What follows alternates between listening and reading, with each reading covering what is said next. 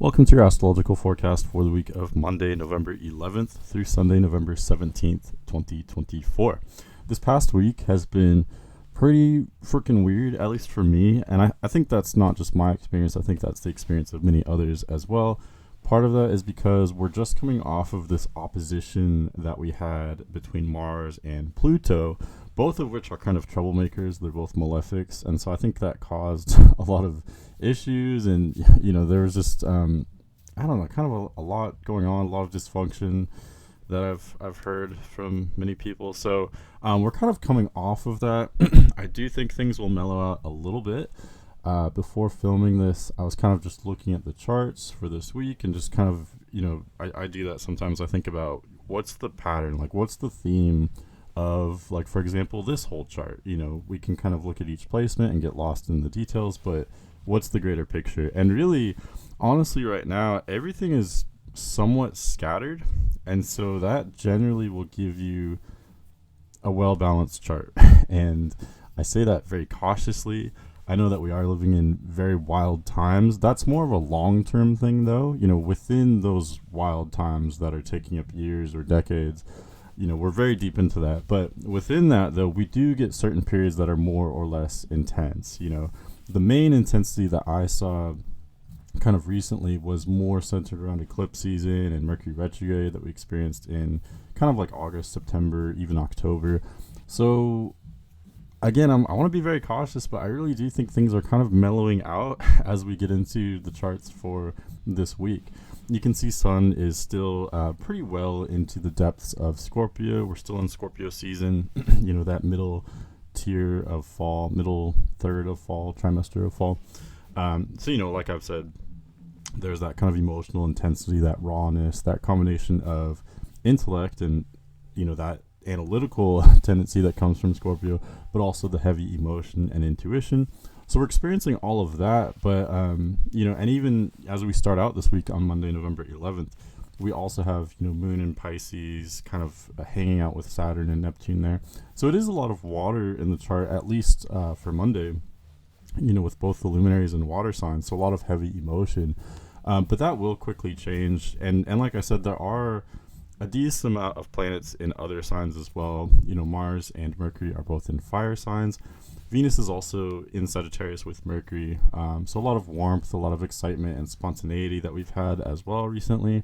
That will slightly change, though, because, here for Monday, November 11th, this is the day where, well, for one, it's Veterans Day in the United States. So definitely good to recognize that. But on today as well, Venus will leave Sagittarius and enter Capricorn. Okay, so Venus is technically kind of neutral in both Sagittarius and Capricorn. For the past month or so, it's been a lot more, I don't know, theoretically it should have been a lot more kind of exciting, at least in terms of kind of the pleasure and what we're desiring, because with Venus and Sagittarius, there's kind of a love of adventure. So that changes dramatically as Venus enters Capricorn. Capricorn's a much, much more kind of sober, realistic energy, even kind of a cynical, stoic sign, especially compared to Sagittarius. So with Venus entering Capricorn for the next several weeks, it just shows that we're becoming maybe a little bit more kind of like mature, I guess you could say, in terms of, what the collective is wanting. We're wanting stability, especially combining Sun and Scorpio with Venus now entering Capricorn. We're wanting structure, stability, consistency. With Venus and Capricorn, it's all about the long term with any Capricorn placement. So Venus and Capricorn, I actually admire Venus and Capricorn more than any other Venus placement, because it's just such a, like I said, a mature placement. We're wanting to invest in things, and that applies to everything, whether it's our relationships, our personal pleasures, rather than just trying to make a quick buck or trying to get a quick fix. That really just doesn't apply to Venus and Capricorn at all. There's no satisfaction there. We're really wanting things of value, what's going to make me happy tomorrow or next week or next year, that type of thing. So I think that's a great approach to relationships. Is that the most fun, kind of wild or spontaneous energy? Absolutely not. but there is a kind of deep satisfaction that can come from that placement as well. Those of you that have Earth placements, Virgo, Taurus, or Capricorn, especially Capricorn placements, though, you will naturally enjoy this because Venus is aligning with your energy. But for the rest of us as well, we can look to the Earth signs to tap into that kind of pleasure and enjoyment for the next several weeks with Venus in Capricorn. Let's jump ahead. So we're actually going to skip most of the week and go to Friday, November 15th. This is the biggest day of this week by far, I would say. That's pretty easy to proclaim, I guess. And the reason why is because we've got a full moon in Taurus. This will happen at 24 degrees Taurus, opposing the sun at 24 degrees Scorpio. And so you can see here, like, it looks like it happens kind of late in the day, Eastern Standard Time, maybe like in the evening, I would say, roughly. But it, as you probably know, full moons are intense enough that this will occupy the entire day. And yeah, full moons tend to be pretty crazy, pretty hectic, right? I think, if you're listening to this, you probably understand what to expect. The full moon is one of the most talked about things in astrology. Even people that aren't into astrology at all recognize the effects of a full moon. It's a crazy day, especially with the moon opposing sun in Scorpio. Moon is exalted in Taurus. Here, I'm going to adjust the chart just in case you're watching, because that was bothering me. Anyway, but moon in Taurus would typically be, it's exalted. It's a very stable placement. But we have to consider, full moons are not just about the moon. It's a moon-sun opposition. So it's not just about Taurus. It's about moon in Taurus opposing sun in Scorpio.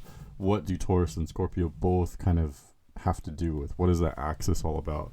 And really it's about stability, investment. Both Taurus and Scorpio have to do with, how do I flesh out an existence that's really like well-rooted and kind of stable? How do I make sure my needs are met, not just in the immediate moment, but in the long term?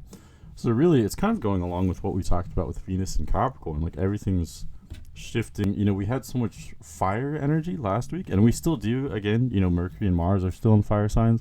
So there is some spontaneity, but at the same time, we have a lot of placements indicating that, we're wanting stability as well. So that's why I said it's kind of a well-rounded chart, I would say. But one major aspect here, this full moon is pretty tightly conjunct Uranus. So that's another reason why Taurus is typically, I would say, the most stable sign, the most stable part of the zodiac. But there is kind of an exception here because Uranus is there, and Uranus is the least stable, or it's the most unpredictable planet. I think that would be safe to say. And there's another Uranus connection with Sun and Scorpio. Scorpio is the sign of Uranus's exaltation. So we really have to talk about Uranus. Uranus is literally coupled with the moon. It's conjunct the moon. And so its energy is infused into this full moon. Full moons are already, pretty unpredictable, pretty spontaneous.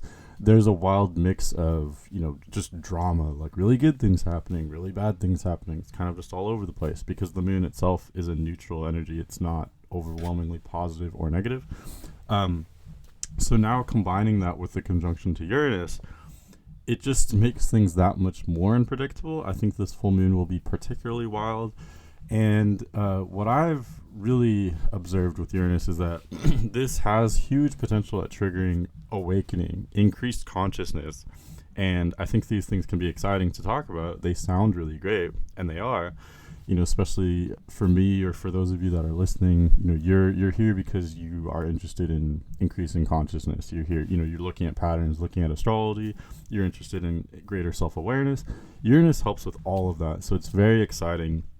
A full moon like this can really help you, especially, where is 24 degrees Taurus in your chart? Look at the house that falls in for you, and that's where you can expect the unexpected in that part of your life around this full moon, even a day or two before. So Thursday, Friday, Saturday this week. Expect the unexpected, but also expect awakening, figuring things out, sudden epiphanies. This is the kind of knowledge and awareness that it doesn't necessarily come to you like through hard work and like, figuring things out. It'll just come to you out of nowhere, like, from God or from the ether, from spirit, whatever you believe in. Uranus kind of has to do with the sky or aliens or whatever, Your ideas will just come to you out of nowhere, you know. So that in itself, like I said, that can sound very exciting, and it is. But at the same time, there's a huge weight to that. You know, many people that are into astrology actually view Uranus as the most difficult planet. I don't. I like Uranus personally, but I can see why, because with that new awakening, it can be uncomfortable, because if your perception changes, that kind of gives you responsibility. You might have new information, a new perspective. So the question is, what do you do with that? And that ultimately is up to you. You can just continue living your life the same way with this new awareness, but oftentimes the new awareness kind of doesn't require necessarily, but it suggests, you know, maybe making different life choices. It's very personal. Like, it really just depends on your personal situation and what you want. But that's the whole point. That's why there's that responsibility there, or that kind of heaviness, like, because there's a choice, you know, like, oh, I just have this huge new awakening. What do I do with that? You know, so that's where it can be hard. And then plus also another reason why why many people don't like this type of energy is because it brings change, you know. Especially with the Scorpio Taurus axis. This is a fixed axis. It has to do with themes that we typically prefer to keep consistent, you know. So when it comes to how we're supporting ourselves, when it comes to what we're investing in, the whole point of deciding what you want to invest in is making sure that it's stable, right? So to have an awakening there, it can be, you know, like a rude awakening. That can be not welcome. Like, you know, maybe I'm aware of what's wrong, or maybe I'm aware of something better that can be done, but, you know, now there's all this change, or now I have to make a big change. And again, that's heavy. We don't like change, especially in that area. So I get it. It comes with a lot of discomfort, maybe, but at the same time, it may be necessary, though. You know, on a collective level, this is asking us to look for better investments. You know, maybe there's nothing wrong with our current investments, but maybe there's something better there, though, you know. And that's what we may be becoming more aware of around Friday. So so that's definitely a big one. One more thing that coincidentally is happening on the same day, as if all that weren't enough, we also have Saturn stationing direct at 12 degrees Pisces. Saturn is not aspecting the sun, it's not aspecting the moon, so it's not like directly aspecting the full moon at all. but it is stationing direct on the same day as the full moon. This is a more long-term energy. This is something that's been gradually shifting kind of in the background for, you know, days before, and it will continue to gradually, very, very gradually gain speed going forward. But with Saturn stationing direct, honestly, so, okay, when planets are retrograde, it's kind of like they're asleep, or they're kind of like daydreaming or something like that. And so depending on the planet, we can experience that as like quote unquote good or bad, right? Saturn typically restricts things. It's kind of a buzzkill energy. Like, you know, it asks us to be responsible, be mature. It kind of makes life harder for us, but it makes us better, and that's not always fun, but it may be necessary. So when Saturn is retrograde, like it has been until today, it's actually kind of nice in a way, because it takes away that like pressure. You know, things are lighter when Saturn is retrograde, especially when Saturn was retrograde in Pisces. It's a very like fluffy kind of, it's almost like Saturn is typically this like really strict teacher, but with Saturn retrograde in Pisces, it's almost like the strict teacher has been like high on like weed or something. It's been like kind of like loosey goosey, like not its normal self. So in a way, it's almost like we could kind of get away with more. Like there's kind of like a lack of structure. That in itself is kind of a downside to Saturn retrograde. You know, things may have been too free, like too loosey goosey, you know, too out there. So, you know, you can kind of look at it different ways, but all that's coming to an end, though. That's kind of my point. With Saturn stationing direct, there's going to be more structure, more pressure, more heaviness. Not very fun, but, you know, on the flip side, yeah, I can see how you could say that's good, though. Maybe we do need some kind of structure. You know, really, we're still in this kind of 2-year-long phase. I would say pretty much all of 2023, 2024, and early 2025.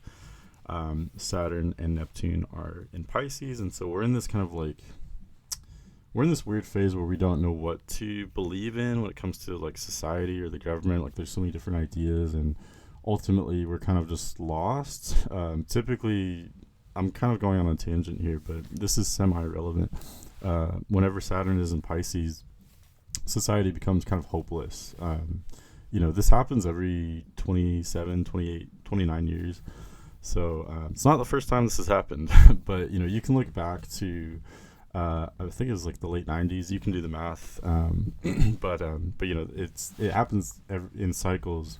We become hopeless, and we feel like there's no direction. We feel like there's no future, but there is a future. Things are going to dramatically change in about halfway through next year. I've been looking forward to this for years, and that's why you'll hear me talk about this probably many times as we approach that period. But just to let you know, things will become concrete, and we're going to move forward in a very straightforward direction. It's not going to be all cloudy and like eerie and weird and mysterious like it has been. It's going to dramatically change next year. But anyway, that's let's go back to talking about this week. Let's talk about Saturday, November 16th. So you can see here, the moon has already entered Gemini, which is a much I think this will be a relief, generally speaking, because it's a much less intense energy. We're coming off of that full moon. We'll feel that energy kind of not completely subside. The moon is still very full at this point. If you see the moon in the sky like at night, around Saturday, the moon will still appear pretty full, but it's not exactly full. And it's in, now that it's moved into a different sign, into Gemini, things are a little lighter. Moon in Gemini, I think, is the most fun placement. Moon is in Joy in third house, which has parallels to Gemini. So I say Moon is in Joy in Gemini. It's a joyous placement. But anyway, that's actually not what I wanted to talk about. Technically, Saturday we have the opposition between Sun and Uranus. So it was pretty exact on Friday, but technically the exact opposition happens early Saturday. So really that kind of just goes along with many of the themes that I talked about for Friday. There may be more epiphanies, or the epiphanies may kind of happen over the course of Friday and Saturday, again, kind of pertaining to how are we supporting ourselves. But for you personally, it may have to do with that. It may have to pertain more to like where do 25 degrees Scorpio and Taurus fall in your chart. That's where there may be kind of a crossroads or an epiphany, etc. But yeah, that's pretty much what I've got for this week. Next week, there's a lot going on. Pluto moves into Aquarius. Sun moves into Sagittarius. Mercury stations retrograde. And we have a third quarter moon. So lots to talk about next week. Thank you so much for listening. And I'll see you next week. And if you want a reading, definitely check out my website. All that information is in the description. Okay, thank you. Bye. Have a great week.